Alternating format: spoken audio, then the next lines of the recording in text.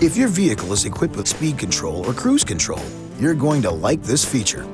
Remember though, cruise control is designed for use in continuous flowing highway traffic, and when engaged, can take over accelerator operation at speeds over 25 miles per hour or 40 kilometers per hour. The control is conveniently located on the left side of the steering column.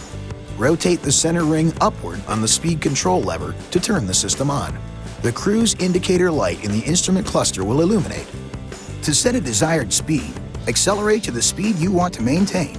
Then simply push the lever upward to Set Plus and release. Take your foot off the accelerator and the vehicle will operate at the speed you've selected. To disable the system, push the res button, tap the brake pedal, or use normal brake pressure to slow down.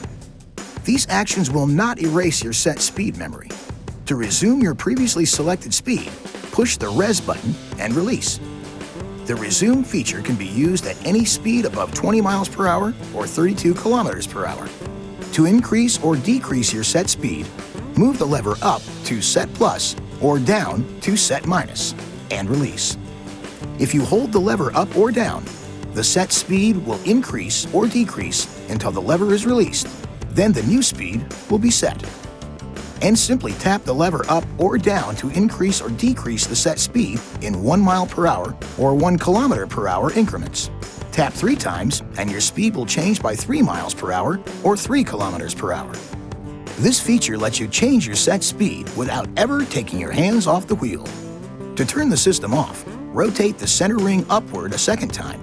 It's best to leave the system turned off when not in use. This video is not intended to take the place of your owner's manual. For complete details and other important safety information, please see your owner's information.